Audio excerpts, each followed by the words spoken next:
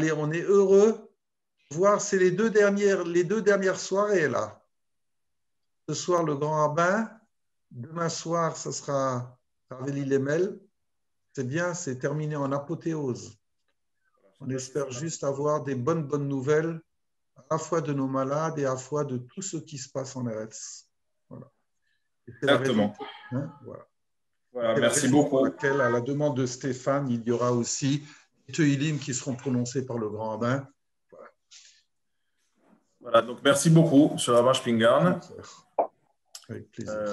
Effectivement, on a une pensée pour, à la fois pour nos malades, malheureusement on en a quelques-uns, et à la fois bien sûr aussi pour tout ce qui se passe en Eretz, pour les blessés, et tout simplement pour la population en général qui vit dans l'angoisse et la peur. Voilà, quelque chose qu'on peut difficilement imaginer si on n'a pas soi-même vécu une telle situation. Donc on pense bien sûr très très fort à eux.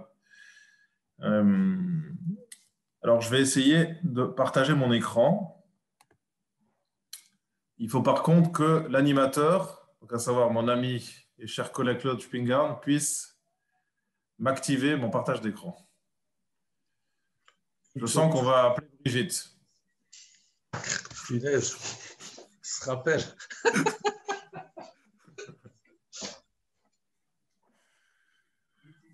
Voilà, donc peut-être, en attendant qu'on me partage, qu'on me donne la possibilité de partager mon écran, voilà, orienter peut-être le cours de ce soir sur un sujet que j'ai eu l'occasion de commencer à aborder ce matin lors d'un autre shiur, qui est celui d'une particularité de la fête de Shavuot, en ce qui concerne le rituel, mais qui n'est pas forcément connue puisqu'elle n'est plus pratiquée aujourd'hui. Voilà, c'est bon normalement ou pas là? Oui, c'est bon.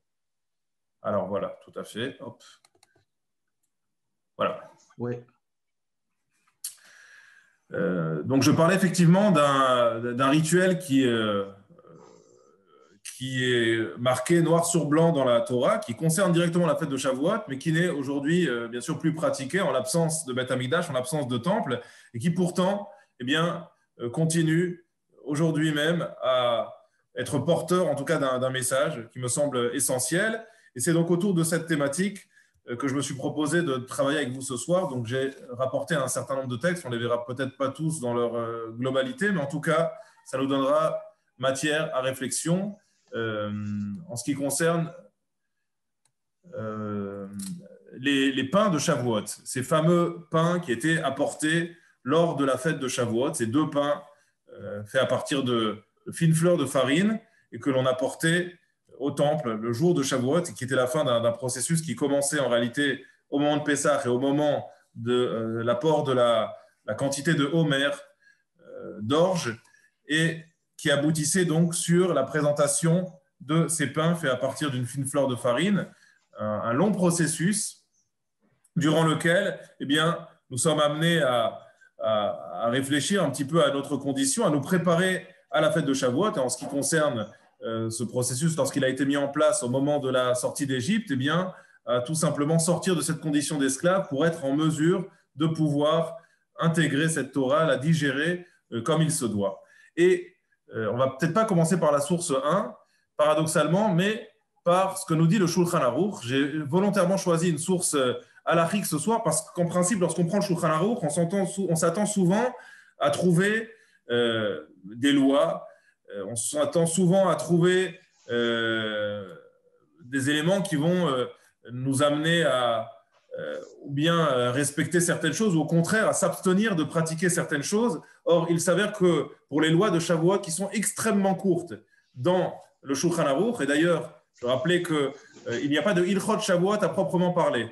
Le chapitre qui traite des lois de Shavuot dans le Shulchan Aruch est en réalité intégré aux lois de Pessah. Le chapitre suivant va nous parler des lois de Yom Tov qui sont communes à l'ensemble des fêtes, mais il n'y a pas à proprement parler de lois de Shavuot. Et pour cause, contrairement à ce qui se passe pour la fête de Pessah, pour la fête de Rosh Hashanah, même pour celle de Yom Kippour, ou encore pour celle de Sukkot, il n'y a pas de mitzvah, il n'y a pas de commandement spécifique à Shavuot. Outre que le fait de sortir la Torah, de lire certains textes dans la Torah. Nous le savons, il n'y a pas de mitzvah spécifique lors de la fête de Shavuot, et même l'étude que nous avons l'habitude d'organiser durant la nuit de Shavuot n'est en réalité qu'une tradition qui n'est pas marquée, qui n'est pas inscrite dans le Shulchan Aruch lui-même, mais qui est un commentaire du Magen Avraham qui rapporte un certain nombre de sources pour nous indiquer d'où vient cette tradition que nous avons d'étudier pendant toute la nuit de Shavuot.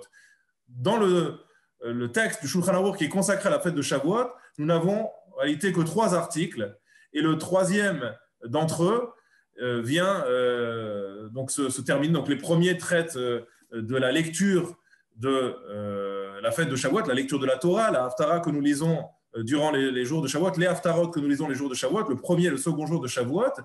Le troisième article lui fait référence à cette tradition, ce minhag très répandu, en tout cas surtout dans les contrées ashkénazes, qui consiste, comme vous le savez, à consommer des produits lactés à Shavuot. Et donc je prends la source 4, je ne sais pas si c'est suffisamment grand. La source 4 est donc inspirée du Ramo, c'est-à-dire Rabbi Moshe Isserlich, c'est l'auteur ashkénaze, l'auteur des fameuses gloses qui viennent alimenter le texte du Beth Yosef, le texte du Shulchan Aruch lui-même, et qui nous dit Venoagin, donc la source 4, Venoagin bechol makom lechol ma'achale chalav. Et donc nous avons l'habitude, en tout endroit, de consommer ma'achale chalav, des mets lactés, biyom rishon shel Shavuot, le premier jour de Shavuot. Alors aujourd'hui, cette tradition a un petit peu évolué. Certains consomment le soir, certains en consomment durant les 2 jours de Shavuot. Mais en tout cas, la tradition telle qu'elle est rapportée par le Ramo consistait à consommer des mets lactés le jour même de Shavuot, et non pas le soir, mais véritablement lors du repas du midi. Et là, de manière assez intéressante, assez surprenante, parce que ce n'est pas nécessairement la tradition et la manière de faire du Shulchan Aruch, eh bien, il nous rapporte la raison. Le Shulchan Aruch, en principe, rapporte de manière assez brute des lois, des choses permises, des choses interdites. Les commentateurs vont, eux, s'autoriser à commenter les raisons qui ont poussé les auteurs de la Gemara à permettre ou à interdire certaines choses, à nous imposer certaines restrictions. Là, le Ramo a choisi de nous rapporter la raison pour laquelle nous consommons des mets lactés à Shavuot. Et vous allez tout de suite voir que cette raison est une raison assez surprenante. Ce n'est pas du tout celle à laquelle on s'attend. Si je faisais un sondage parmi la communauté juive, en touchant un petit peu toutes les strates de la communauté juive, et que je demandais aux gens pour quelles raisons on consomme des mets lactés à Shavuot, je suis persuadé que j'obtiendrai des réponses très diverses et variées, mais sûrement pas celle qui est rapportée ici par le Ramo. Alors, je fais peut-être rapidement une digression pour nous remettre un peu dans le contexte. On a plusieurs raisons qui sont rapportées par nos commentateurs sur les différents livres de Minagim, de tradition, sur les raisons pour lesquelles nous consommons des mets lactés à Pessah, à Shavuot. Certaines sont techniques, d'autres, on va dire, sont peut-être un petit peu plus spirituelles ou un peu plus intellectuelles. Une raison très technique que l'on rapporte traditionnellement concernant la consommation de ces mets lactés tient dans le fait que jusqu'à Matan Torah, jusqu'au don de la Torah, la consommation de la viande n'était pas réglementée. Donc, on pouvait consommer des animaux sans les abattre. On n'utilisait pas d'ustensiles particuliers, pas de nécessité de séparer le lait et la viande, pas de nécessité non plus de cachériser la viande. Or, tout cela change au moment du don de la Torah, où en acceptant cette Torah, eh bien, nous nous soumettons à un certain nombre de règles. Et à partir du moment où ces règles rentrent en vigueur immédiatement, au moment où nous acceptons la Torah, eh bien, il fallait un certain temps pour préparer des mets carnés. Il fallait faire la shrita, l'abattage rituel, il fallait cachériser la viande, il fallait cachériser les ustensiles qui avaient contenu ces mets interdits. Et il était beaucoup plus facile, beaucoup plus simple de consommer des mets lactés qui étaient prêts à l'emploi. Et donc, c'est une des raisons très techniques pour laquelle nous consommons des mets lactés à Shavuot. Une autre, peut-être un peu plus métaphorique, tient dans le fait que la Torah est à plusieurs reprises dans nos textes comparée au lait ou au miel, en tout cas à la douceur de ce que peut représenter le lait. Et c'est d'ailleurs le mot chalav en lui-même, si on veut jouer aussi un petit peu avec les valeurs numériques, avec la gematria, à la valeur numérique de 40, qui rappelle également les 40 jours que Moïse a passé sur le mont Sinaï. Et donc, eh bien, on retrouve ici, dans la consommation de ces mets lactés, un petit peu ce qui fait l'essence même de cette fête de Shavuot, à savoir ce rapport avec le don de la Torah, et cette Torah que nous sommes heureux et contents de pouvoir recevoir ce jour-là.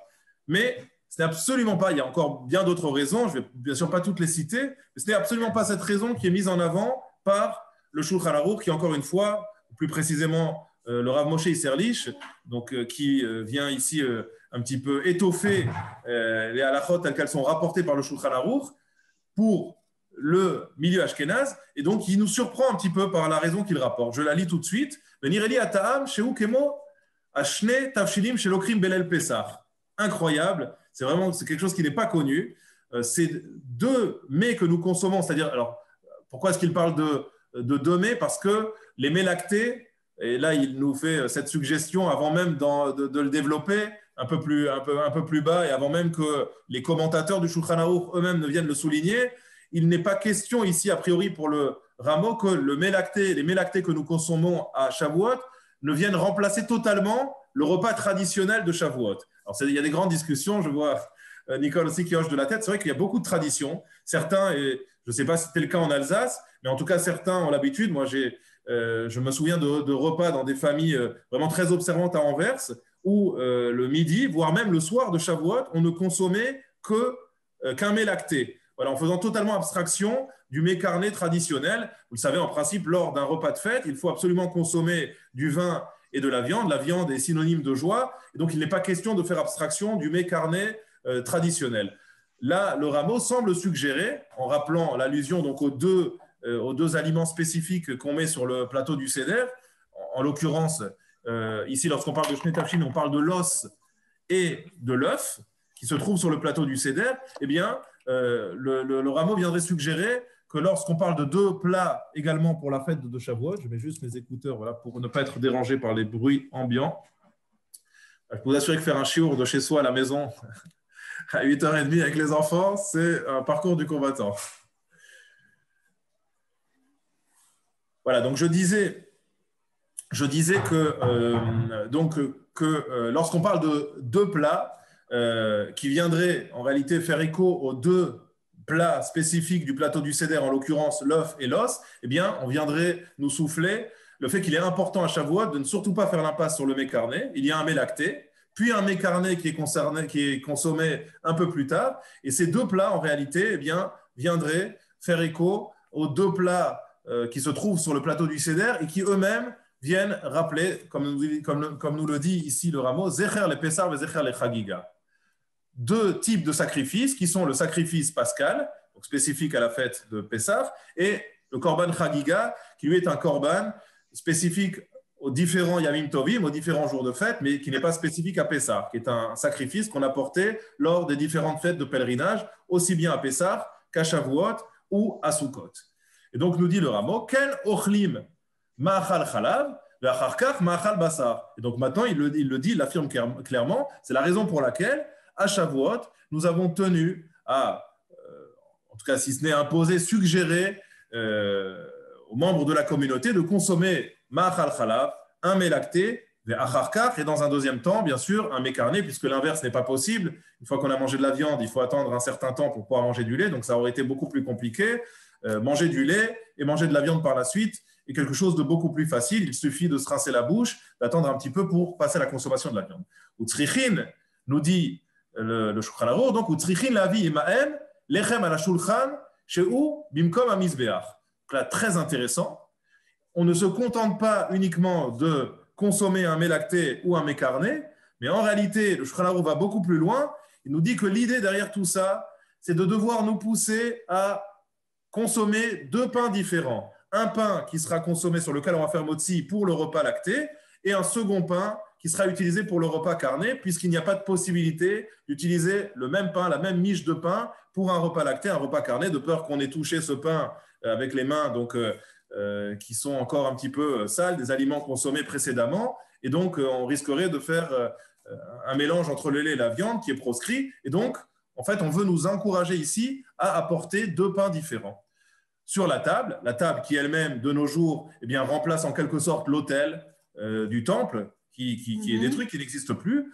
Yesh beze zikaron les shnei halechem shayu makrivin beyom abikurim. Et enfin, on en arrive finalement à l'objectif de cette consommation de mets carnés et lactés, c'est donc de nous encourager à pouvoir consommer deux pains différents, et ces deux pains font eux-mêmes écho aux deux pains que nous avions l'habitude d'apporter au temps du temple, au temps où le temple était encore sur pied, d'apporter donc ces deux pains le jour de Shavuot par l'intermédiaire bien sûr du Cohen qui apportait ces deux pains fabriqués et pétris à partir de farine de froment, comme on va le voir dans un verset central sur la fête de Shavuot qui se trouve à la source numéro 3. Vous voyez que c'est un petit peu tiré par les cheveux finalement. Nous, on avait une idée beaucoup plus simple de ce que représente, de ce que symbolise cette consommation de mets lactés à Shavuot.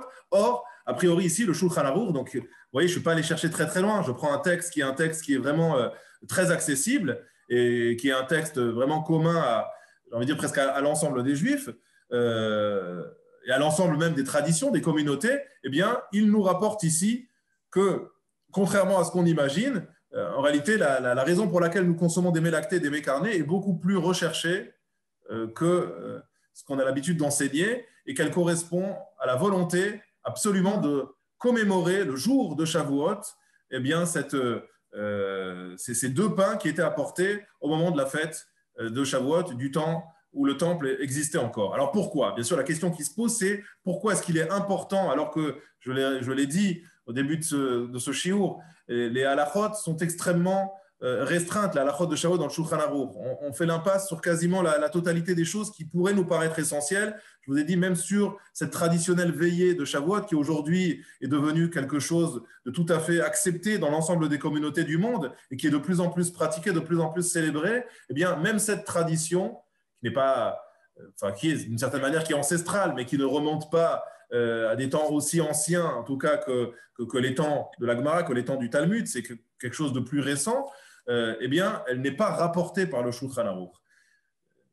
En revanche, cette volonté absolument de marquer le souvenir de ces deux pains est quelque chose qui est rapporté par le Shulchan Aruch, et pas seulement, mais c'est surtout avec cela qu'on va terminer, qu'on va conclure les fêtes, les halachot, les lois de Shavuot. Comme si on voulait nous dire que si on devait retenir quelque chose des lois de Shavuot, c'était l'importance de mettre en avant ces deux pains de fines fleurs de farine qu'on avait l'habitude d'apporter au temple. Alors, je vous ai promis de vous dire d'où vient cette source, d'où vient cette tradition d'apporter ces deux pains. Ce n'est pas une tradition, c'est tout simplement un commandement que l'on retrouve à la source, donc numéro 3, un peu plus haut, Sfartem lachem imachorat ha-Shabbat, donc c'est le texte qui se trouve dans la parashat Émor, dans le Lévitique, qui traite de la fête de Shavuot et qui nous parle donc de l'importance de compter, comme vous le savez, 7 semaines. Donc c'est le fameux compte du Homer, au bout duquel nous célébrons la fête de Shavuot. Et j'en viens directement au verset 17, celui qui nous intéresse, Mimo Shvotechem,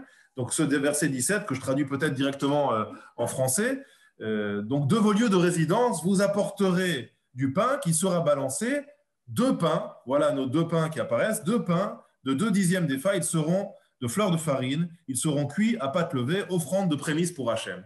Donc, le texte nous demande ici d'apporter 2 pains de fines fleurs de farine qui, comme je l'ai rappelé tout à l'heure, eh bien, sont un peu le contre-pied de cette offrande d'orge qu'on avait l'habitude d'offrir le lendemain de Pessah. Et là aussi, donc une idée extrêmement connue, la progression, le fait de passer de la nourriture animale de l'orge à la fine fleur de farine, c'est cette progression qui nous fait passer de la nourriture animale qui est indigeste à la nourriture humaine et qui souligne finalement la capacité, la propension qu'a l'homme en travaillant et en affinant ses qualités, et en faisant l'effort finalement de sortir justement de ce qu'il a de plus bestial, de cet état bestial dans lequel eh bien, nous nous étions retrouvés au moment de la sortie d'Égypte, et de pouvoir se présenter devant Dieu le jour de Shavuot, en capacité justement d'intégrer cette Torah, bien sûr qui ne convient pas à un animal, qui est une Torah qui convient aux hommes, et donc c'est un petit peu le clin d'œil de ces pains de fleurs de farine que nous consommons le jour de Shavuot. Mais bien sûr, je vous propose d'aller un petit peu plus loin dans la réflexion et sur l'importance de ces 2 pains. Pourquoi 2 pains? On aurait pu en choisir un nombre beaucoup plus important. On aurait pu faire allusion aux 12 tribus en suggérant par exemple de prendre 12 pains, comme c'était le cas d'ailleurs de semaine en semaine au temple, au Beth Amikdash, où les Kohanim venaient remplacer donc, de semaine en semaine les 12 pains de proposition par 12 pains frais, et qui chacun donc, était le symbole d'une des 12 tribus. Ce n'est pas le cas. À Shavuot, donc on a choisi spécifiquement d'apporter 2 pains. Je vous propose de prendre la source numéro 1, qui peut-être va, même si elle n'a a priori aucun rapport avec ce que je viens d'évoquer, déjà nous donner une piste de réflexion. La source numéro 1 est un Midrash Tanchuma, qui vient répondre à une question extrêmement célèbre à partir de cette Gemara dans le traité de Shabbat, cette Gemara extrêmement connue qui nous dit que Dieu a menacé le peuple avec la montagne au moment où il a voulu leur donner la Torah. Il y a des dizaines de manières de répondre à cette question. Pourquoi est-ce que Dieu a eu besoin de menacer un peuple qui, de son propre chef, avait déjà décidé d'accepter la Torah? A priori, on ne menace pas une personne qui a eu ce courage, un courage d'ailleurs que les autres peuples n'ont pas eu, d'accepter la Torah sans condition, sans demander à ne serait-ce qu'avoir un échantillon de ce que contenait cette Torah. Cette marque de la part d'Israël, qui a été une marque de confiance absolue en Akadosh Baruch Hu, ne méritait pas, a priori, cet affront, parce que c'est vraiment comme ça qu'on le prend lorsqu'on lit le texte, cet affront de la part de Dieu de les menacer avec une montagne en leur disant « ou vous acceptez ma Torah, ou bien celle-ci deviendra, cette montagne deviendra votre sépulture ». Alors, il y a des dizaines de manières de répondre à cette question. Je vous épargne et je vous fais grâce du texte du Maharal de Prague au chapitre 32 du Tiferet Israël qui est vu et revu. Et je prends ce Midrash Tanchuma qui est somme toute aussi célèbre, mais en tout cas qui nous ouvre une autre perspective. Le Midrash Tanchuma, et je vais peut-être me contenter de le résumer pour éviter d'être trop long parce qu'on a un temps limité ce soir et que j'aimerais aller jusqu'au bout du shiur.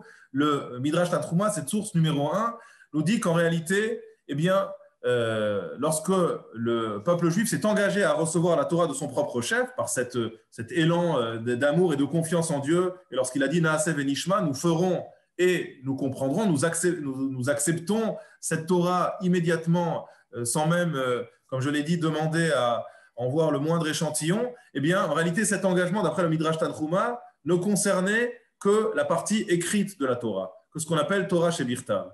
La Torah Shebe'al Peh, la Torah orale, qui, elle, eh bien, finalement, nous impose une exigence qui est beaucoup plus importante, beaucoup plus aboutie que celle du simple texte écrit. Celle-là a été totalement exclue d'après le Midrash Tanchuma. Alors, il y a en réalité une difficulté. Je ne vais pas maintenant m'intéresser à cette difficulté, mais je trouve que cette réponse du Midrash Tanchuma est également une réponse qui porte, d'une certaine manière, atteinte au crédit du peuple d'Israël et qui est aussi, je trouve, un petit peu, qui pourrait heurter en tout cas cette démarche du clan d'Israël, qui après été une démarche sincère, une démarche totale, pleine et entière. Rien n'indique dans la démarche du Na'aseh v'nishma, dans cet élan spontané du peuple d'Israël, que la démarche ne concernait que la Torah écrite. Mais en tout cas, c'est ce que le Midrash semble suggérer. Le Midrash ne s'en sort pas autrement. Et pour lui, si Dieu s'est vu dans l'obligation de menacer le peuple d'Israël malgré son acceptation pleine et entière de la Torah, c'est que cette acceptation ne concernait pas la Torah dans son ensemble. Elle ne concernait qu'une des dimensions de la Torah, et en l'occurrence, la dimension écrite. La Torah Shebe'al Peh, qui est une Torah, comme je l'ai dit, plus exigeante, parce qu'elle demande à être travaillée, il faut la pétrir, il faut se confronter au texte, il faut, comme je le disais ce matin, il faut être capable de renoncer à certaines certitudes. Il faut être capable de se laisser bouleverser. J'ai dit, qui aujourd'hui est capable de se laisser bouleverser? Qui est capable de se confronter aujourd'hui à un texte qui va peut-être totalement le bouleverser dans ses certitudes et dans sa vision des choses, dans sa manière d'appréhender le monde, dans sa manière d'appréhender la vie, et qui va peut-être, de ce fait, m'obliger à engager certains changements qui peuvent être parfois radicaux dans la manière dont je vis les choses au quotidien. Ça demande beaucoup de courage, je dis, ça demande beaucoup d'exigence, et ça, le Midrash Tanchuma semble le suggérer, le peuple d'Israël n'était peut-être pas prêt à le faire à ce moment-là. Donc, le peuple d'Israël a dit, la Torah Shebirtav, c'est simple, c'est limpide, c'est clair, on ne demande même pas à voir à la rigueur ce qu'il y a dedans, mais on sait que par définition, un texte écrit, un texte qui est d'une certaine manière mâché, une Torah prête à consommer, c'est une Torah qui ne demande pas d'effort. Elle demandera peut-être certaines concessions, mais elle ne demandera pas d'effort, et parfois l'effort intellectuel est plus difficile à accomplir que l'effort physique. Donc, il y avait peut-être une volonté d'accepter certaines concessions, il y avait peut-être une volonté de s'engager dans certains efforts physiques, mais à ce stade-là, en tout cas, ne pas aller au-delà de ce simple effort physique. La Torah Shebe'al Peh, c'était autre chose.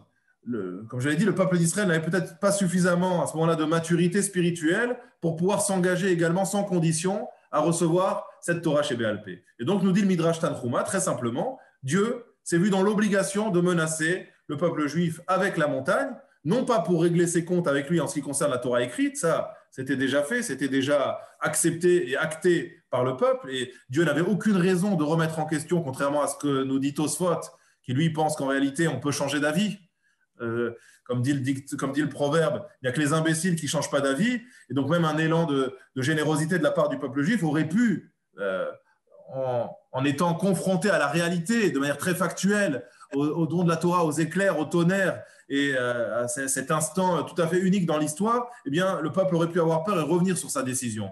C'est ce que Tosfot envisage, appréhende. Le Maharal de Prague va totalement repousser cette réponse de Tosfot, parce qu'il pense encore une fois que c'est véritablement porter atteinte au crédit du peuple d'Israël, et c'est finalement les juger très défavorablement que d'imaginer qu'ils puissent revenir sur leur décision. Et donc, le Maharal lui propose une autre solution. Le Midrash Tanchuma est un petit peu entre les deux. Il ne remet en rien en question l'engagement du peuple d'Israël concernant la Torah écrite. En revanche, concernant la Torah orale, eh bien, il estime qu'il était nécessaire de les menacer avec la Torah. Donc, ce que nous apprend en tout cas ce texte, c'est qu'on a deux dimensions qui sont très différentes. On le savait déjà, mais ce que l'on voit ici, c'est qu'il faut faire preuve d'une certaine maturité pour être prêt à s'engager dans la Torah dans son ensemble, sans vouloir absolument dissocier ces dimensions. Et c'est une tentation qui est énorme et qui existe chez chacune et chacun d'entre nous. Ce n'est pas une question de religieux ou pas religieux. On peut tous être tentés de décortiquer cette Torah, de vouloir en appliquer certaines parties à certains moments de notre existence.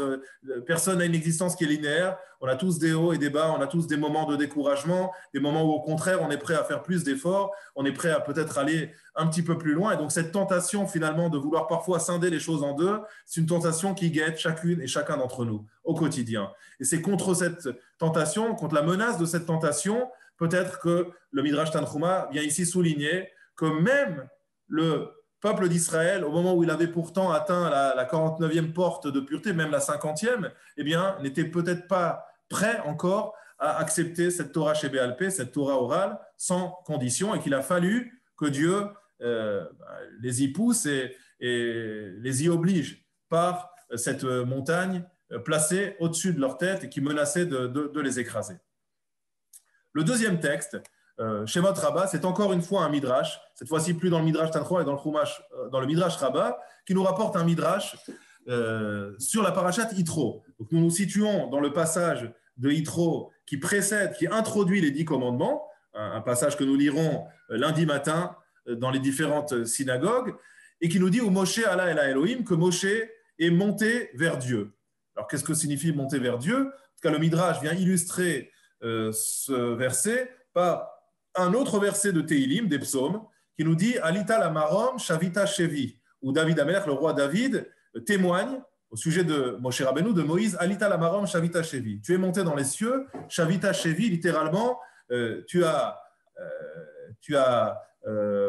fait une capture, tu as capturé shevi, une proie. Alors, de quelle proie s'agit-il ici? Comme si Moshe avait procédé à un rapt, qu'il avait subtilisé quelque chose de manière presque, en tout cas c'est ce que suggère ici le terme de Shavita Shevi, de manière presque illégale. Moshe était venu un petit peu en douce dans les cieux et ni vu ni connu, eh bien, c'était permis de subtiliser quelque chose d'extrêmement précieux qu'il n'était peut-être pas en droit de subtiliser. Et je vais prendre directement la partie grâce du texte. Il y a un certain nombre de textes dans le Midrash et dans la Gemara qui nous rapportent des échanges assez virulents que Moshe a eu avec les anges de service lorsqu'il est monté sur le Har Sinaï pour recevoir la Torah. Voici l'un d'entre eux. Ce texte est vraiment d'une grande violence, en tout cas il est extrêmement étonnant puisqu'il ne s'agit plus a priori cette fois-ci on peut le comprendre de plusieurs manières, mais il ne s'agirait plus ici d'une discussion paisible ou d'un débat d'idées entre Moshe et les anges, mais il y a une véritable volonté, nous dit le Midrash, de la part des anges ici de s'en prendre à Moshe. Et l'Ivgoab et Moshe, c'est littéralement presque de le tuer. Vraiment, écoute, maintenant tu es parmi nous, on a compris pourquoi est-ce que tu es monté ici, voilà, on te garde parmi nous, voilà, où on te tue, ou en tout cas on ne te laisse pas redescendre. Asabo Akadosh Baruch Hu, Klasterin, Shel Panav, Shel Moshe, Domel et Avraham. Et là, le Midrash, très étonnant, très surprenant, nous dit qu'est-ce qu'a fait Dieu pour épargner Moshe? Eh bien, il a transformé le visage de Moshe et l'apparence de Moshe en l'apparence d'un autre personnage illustre de notre tradition, en l'occurrence Avraham Avinu, notre père Abraham. Et Moshe change de visage. Et tout d'un coup, eh bien, les anges n'ont plus Moshe en face d'eux, mais ils ont l'image d'Abraham. Et qu'est-ce que dit Dieu à ce moment-là? Amarlaim Akadosh Baruch Hu, Dieu s'adresse à ses anges et leur dit Iatem mitbaishin emeno, lo zeu shiaratem etzo v'achaltem betor beto, mais vous n'avez pas honte de vous comporter de la sorte, n'est-ce pas l'homme qui vous a accueilli lorsque vous êtes descendu? Et bien sûr, on fait référence ici à cette fameuse histoire dans la paracha de Vayera où les 3 anges sont descendus pour rendre visite à Abraham qui venait de subir la Brit Mila, la circoncision. Un venait pour guérir Abraham, le second pour annoncer une très bonne nouvelle à Sarah, que Sarah était enfin enceinte et qu'elle allait avoir un enfant, ce qu'elle attendait bien sûr depuis des années, après des années de prière face à une stérilité qui l'a rongé et qui rongeait le couple, et le troisième pour détruire la ville de Sodome. Et on se rappelle parfaitement de ce texte dans lequel Abraham et Sarah vont tout faire pour accueillir dignement ces anges. Et donc, Dieu va confronter les anges à l'image d'Abraham en leur disant « Vous avez une dette morale vis-à-vis d'Abraham. Et cette dette morale eh bien, ne vous permet pas maintenant de vous adresser à lui de cette manière, encore moins, bien sûr, de porter atteinte, soit physiquement ou même, j'ai envie de dire, moralement ou spirituellement à l'image d'Abraham, en tout cas de Moshe qui apparaissait sous les traits d'Abraham, mais en réalité, eh bien, vous devez même vous taire devant cette figure qui s'impose à vous ici et qui vous a rendu service. Alors, on ne comprend pas vraiment le rapport. Dieu avait sans doute des dizaines de possibilités de répondre lui-même aux anges et de leur expliquer pourquoi est-ce que Moshe était venu. À part ça, le texte semble suggérer ici que si les anges ont voulu toucher, vous savez, les anges ne réfléchissent pas. Donc, si les anges ont voulu s'en prendre à Moshe, a priori, c'est un réflexe. C'est un réflexe naturel de la part des anges qui ne comprenaient pas quelle était la légitimité de Moshe Rabbeinu. Comme si Moshe était monté sur le Har Sinaï de son propre chef. Comme si Moshe, en venant récupérer ces tables de la loi pour les redescendre sur terre et les présenter au peuple d'Israël, eh bien, avait agi de sa propre initiative. C'est quelque chose de totalement absurde. Comment est-ce que les anges ont pu imaginer une seule seconde que cet homme de chair et de sang ait pu de sa propre initiative monter sur la montagne, qui, je vous le rappelle d'ailleurs par ailleurs, était totalement interdite d'accès aux hommes, puisqu'on avait averti un peu plus haut dans le texte de la paracha Yitro que quiconque s'approcherait de cette montagne eh bien, s'exposait à mourir. Im behema imish lo yichye, ce soit un animal, ce soit un homme, eh bien, il s'exposait à mourir. Donc, il était évident ici que si Moshe était monté sur cette montagne, c'était bien évidemment avec la bénédiction de Dieu pour récupérer une Torah qu'il récupérait de droit, qu'il ne récupérait pas de sa propre initiative. Donc, qu'est-ce que c'est que cette histoire, cette volonté des anges de s'en prendre à Moshe? Et qu'est-ce que c'est que cette histoire de transformer son visage avec l'apparence d'un homme, Abraham en l'occurrence, qui lui, eh bien, cautionnait en quelque sorte ce don de la Torah et qui a littéralement cloué le bec aux anges, puisque c'est comme ça que se termine ce midrash. Les anges ont à ce moment-là été dans l'incapacité de trouver un argument pour répondre à Dieu et en tout cas pour s'en prendre à Moshe Rabbeinu qui a pu redescendre tranquillement par la suite avec les tables de la loi. Alors, je vois l'heure qui file, je vais vraiment essayer d'arriver vraiment au cœur et à la conclusion de ce shiur. Eh bien, on a une deuxième piste de réflexion ici sur ce que peut-être représente la Torah et je m'explique. Il y a une pensée très originale du Khatam Sofer, je n'ai pas ramené le texte du Khatam Sofer, mais en tout cas, puisqu'on a maintenant fait référence à ce texte de la paracha de Vayera dans lequel Abraham et Sarah vont s'activer pour pouvoir se montrer extrêmement dignes et faire preuve d'une hospitalité sans pareil vis-à-vis de leurs invités et de ces anges, je vous invite à prendre la dernière source, la source numéro 6, dans laquelle on nous dit « Vayemaher Abraham Aoela El Sarah » qu'Abraham s'est précipité dans la tente pour prévenir sa femme Sarah. Il était extrêmement heureux de recevoir des invités et il les attendait malgré toute sa souffrance. Et Vayomer, il lui dit « Mari Shelosh Seim Kemar Soled » donc de pétrir, donc 3 Seim, 3, c'est une mesure ici de Kemar Soled. Et c'est là qu'on a un thème, ici un terme qui nous pose problème, puisqu'on a le terme de Kemar et le terme de Soled qui sont juxtaposés, qui tous les deux font allusion à un certain type de farine, mais a priori deux farines très différentes l'une de l'autre. Kemar étant une farine brute, Soled étant une farine, comme on l'a dit, une fine fleur de farine, une farine qui est extrêmement raffinée, une farine qui a été tamisée à plusieurs reprises, une farine qu'on a débarrassée de toutes ses impuretés. Et c'est à partir de cette farine que Louchi va à Siougot, que tu vas pétrir cette farine et à Siougot faire des gâteaux qu'on pourra proposer à ses invités. Alors, nos commentateurs se cassent la tête un petit peu pour comprendre quel est le sens ici de cet ordre qu'Abraham donne à Sarah, où il vient utiliser deux termes qui a priori sont contradictoires. Kemar, c'est une farine brute, solette, c'est une farine extrêmement raffinée. Pourquoi avoir utilisé les deux termes? Ou bien Abraham estimait que les invités avaient le droit au meilleur, auquel cas il aurait dû dire à Sarah, eh bien, Mari Shelosheim solette, Lushiva Asiugot,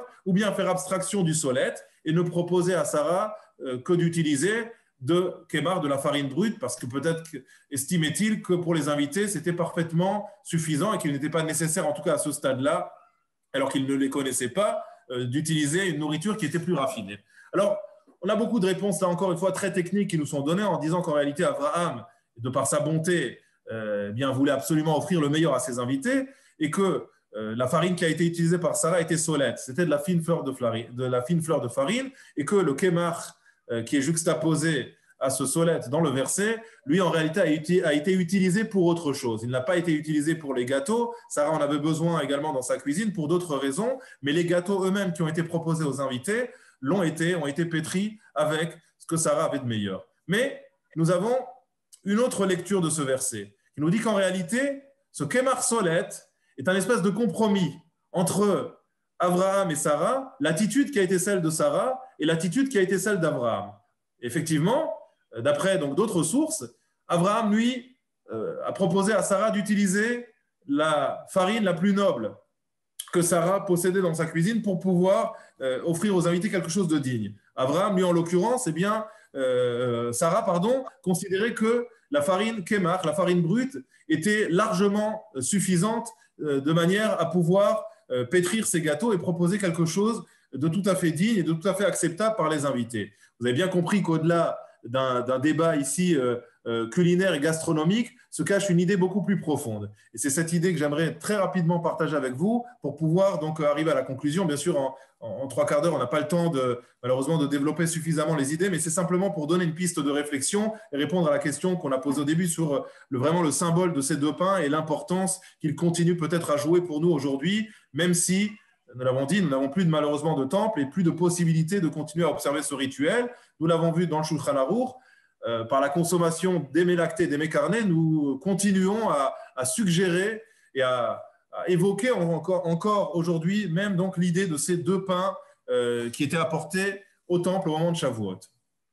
Derrière Kemach et Solette, derrière cette farine brute et cette farine raffinée, se cachent en réalité deux manières d'appréhender la Torah elle-même, deux manières d'appréhender peut-être dans sa vie quotidienne la manière dont nous allons nous confronter au texte de la Torah. Et de manière peut-être d'appréhender aussi la manière dont on doit transmettre cette Torah. Et je l'ai dit, cette tentation finalement d'aller plus vers l'un ou vers l'autre, c'est une tentation qui guette chacune et chacun d'entre nous. C'est un espèce de tiraillement intérieur que l'on voit naître dans le premier couple, chez le premier couple, extrêmement, on va dire, symbolique de l'histoire de la Torah, c'est-à-dire Abraham et Sarah, qui est le premier couple finalement fondateur même de notre identité, de ce que nous sommes. Ce débat-là, on va le retrouver un peu plus tard dans l'histoire, un moment crucial qui est justement celui du don de la Torah, et cette fois-ci au travers d'un autre couple. Alors, ce n'est plus un couple au sens propre du terme, mais c'est d'une certaine manière aussi un couple. C'est le couple que Moshe Rabbeinu, que Moïse forme avec Dieu, Kaviyachol, avec Akadosh Baruch Hu, et au moment où Dieu va proposer de procéder d'une certaine manière pour donner la Torah, tandis que Moshe, lui, de par sa réflexion humaine, eh bien, va proposer d'agir un petit peu différemment. Donc vous voyez que ce débat est un débat qui traverse les générations et que l'on retrouve jusqu'à notre propre génération. Ce débat, donc, c'est tout simplement le fait de savoir est-ce que la Torah, finalement, doit être une Torah prête à consommer? Est-ce que le fait de passer la Torah peut-être au crible du regard humain, au crible de la discussion humaine, au crible de ce qui va peut-être, ce qui risque de manière presque certaine, à partir du moment où je livre cette Torah à la réflexion de l'homme, je la fais pénétrer à l'intérieur du Beth Midrash, qu'on va en discuter les textes, qu'on va essayer d'affiner ces textes, qu'on va essayer d'en faire ressortir finalement et d'en faire jaillir toute la vérité. Est-ce que je ne m'expose pas finalement, d'une certaine manière, à dévoyer cette Torah et à en faire sortir peut-être une partie qui ne serait plus du Hémet à proprement parler, c'est-à-dire qu'il y aurait une certaine forme de mensonge finalement à l'intérieur de cette Torah. Et est-ce que je peux prendre le risque, en tant qu'être humain, d'être le garant finalement d'une Torah, et peut-être même plus que le garant, le passeur même d'une Torah qui, et ce risque-là peut-être est exacerbé au fil des générations, une Torah qui ne serait plus authentique. Et ça, c'est une question qu'Avraham et Sarah déjà se posaient avant même le don de la Torah, de par la finesse d'analyse qui était la leur. On le sait, Avraham et Sarah avaient tous deux une dimension prophétique, et donc ils sentaient déjà finalement les choses arriver, et ils avaient compris bien avant même le don de la Torah que cette problématique était une problématique qu'ils devaient déjà aborder et autour de laquelle ils devaient déjà discuter à leur niveau. Et donc, on voit Abraham qui lui penche, et c'est peut-être sa qualité de chesed, c'est-à-dire un homme d'une bonté incroyable, qui peut-être poussé par cette qualité extrême de bonté, eh bien, voyait plutôt dans le don de la Torah la possibilité de rendre accessible finalement à chacune et chacun d'entre nous quelque chose qui est déjà prêt à consommer, dans lequel il n'y a peut-être pas de risque d'erreur, mais qui du coup, et c'est la contrepartie malheureusement, est vidé de l'effort. Or, nous savons à quel point l'effort est important, nous savons à quel point dans un monde qui tourne autour de l'effort et dans lequel finalement rien n'est gratuit, nous sommes dans ce monde pour travailler, non pas pour souffrir, au sens, j'ai envie de dire, chrétien du terme, mais véritablement pour s'engager, pour s'investir dans quelque chose et pour produire des efforts. Et on sait le plaisir que l'on a à consommer, non pas le pain de la honte, Nahama et Kisoufa, comme le rapportent nos maîtres, mais au contraire, le pain que l'on mange par cet effort personnel, par le travail de nos mains, par le travail également de notre intellect, quelque chose qui fait que, eh bien, ce que nous avons devant nous, nous l'avons mérité parce qu'il est le fruit d'un investissement personnel. Eh bien, ça, c'était peut-être l'idée qui était suggérée par Sarah, qui comprenait parfaitement la position d'Abraham, mais qui, en contrepartie, eh bien, estimait que cette Torah toute raffinée, malheureusement, elle avait des travers. C'est que sans cet effort, eh bien, finalement, il manquait peut-être une dimension de cette Torah, il manquait quelque chose. C'était peut-être faire abstraction un petit peu de la dimension de la Torah chez Béalpé, cette Torah orale qui a posé tellement de problèmes au moment où elle a été donnée, à tel point que d'après le Midrash Tanchuma, eh bien, elle n'a pas fait l'unanimité, il a fallu un petit peu titiller le peuple pour qu'il accepte de la recevoir. Et ce débat, je vais très vite, eh bien, on le retrouve au moment du don de la Torah, au moment où, comme nous le suggère une autre Gemara que je n'ai pas rapportée ici, qui se trouve dans le traité de Nedarim, au Daf Lamed Chet Amud Aleph, eh bien, cette Gemara nous dit que Dieu, en réalité, n'a transmis le pilpoul, c'est-à-dire toutes les discussions intenses qui se cachent à l'intérieur de la Torah, n'avait choisi dans un premier temps de ne le transmettre qu'à Moshe, qui était le disciple des disciples. Et que Moshe, peut-être, lui, d'après ce que Dieu avait prévu dans ses premiers plans, eh bien, aurait dû peut-être transmettre au peuple une Torah plus digeste. Une Torah, justement, dans laquelle eh bien, il n'y avait pas tout ce travail, tout cet effort, tout ce pile-poule à faire pour pouvoir la rendre, justement, accessible et pour pouvoir arriver à quelque chose d'épuré. Et c'est Moshe Rabbeinu, de son propre chef, nous dit la Gemara, qui a choisi de faire abstraction de la volonté de Dieu. Donc, il y a un peu de culot ici dans la démarche de Moshe. Et c'est peut-être ce culot qui est mis ici en exergue par les malachim, par les anges, qui, eux, eh bien, dépourvus de tout intellect, se rangent de manière extrêmement technique, extrêmement stricte à la vie de Dieu. Et donc, mais de quel droit, finalement,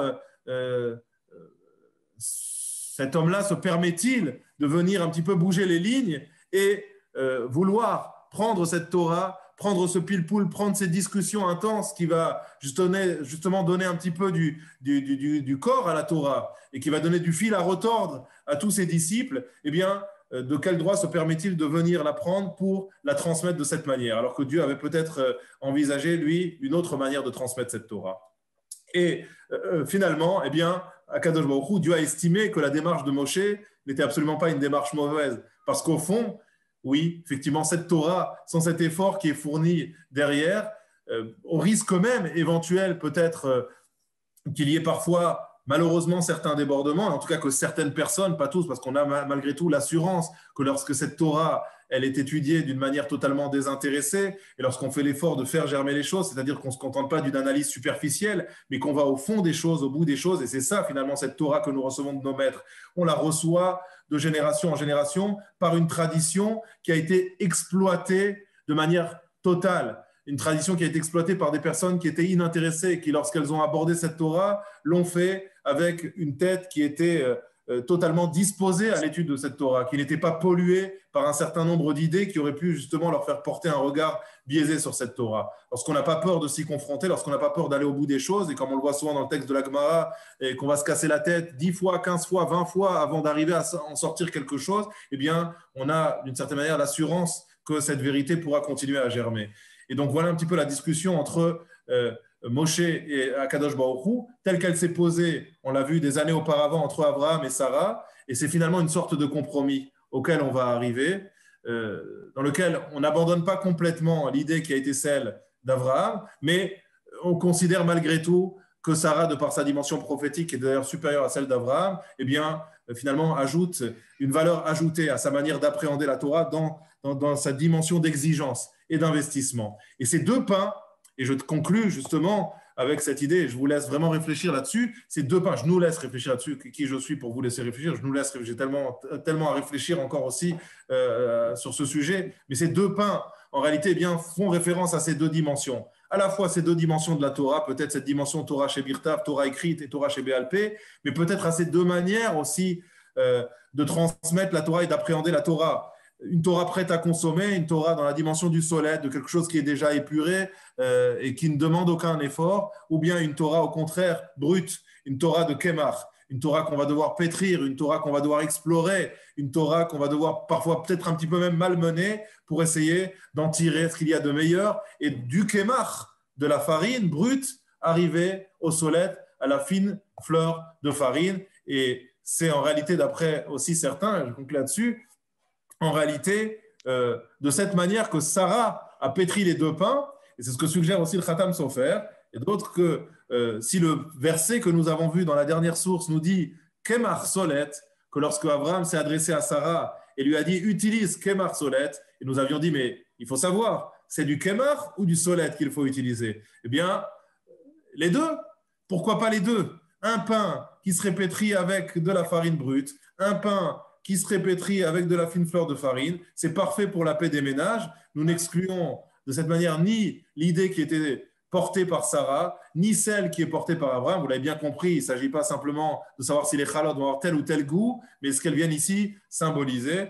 Et c'est extrêmement important. Et c'est peut-être de cette manière qu'il faut appréhender ce verset. Et donc, nos deux chalotes de Shavuot feraient en réalité écho à ces deux chalotes qui ont été confectionnées par Sarah et offertes aux Malachim. Elles auront été offertes, bien sûr, physiquement, pour se restaurer physiquement, mais aussi pour se restaurer spirituellement, intellectuellement. Et c'est peut-être cette idée, ce message que nous continuons à perpétuer jusqu'à aujourd'hui au travers de ces mets lactés qui, rappelons-le, enfin ces mets lactés et carnés, qui, rappelons-le, d'après le Shulchan Aruch, nous demandent en réalité de consommer, pour accompagner chacun de ces repas, un premier pain pour le mets carné, un deuxième pain pour le mets lacté, ou plutôt l'inverse. Mais en tout cas, nous retrouvons donc l'idée de ces deux pains qui doivent nous amener à réfléchir sur la manière dont nous nous confrontons à la Torah et cette exigence dont je viens de parler. Voilà, j'espère que j'ai été clair et surtout que voilà, j'ai réussi à faire passer quelque chose, une idée. Encore une fois, c'est vraiment très, très dur en si peu de temps,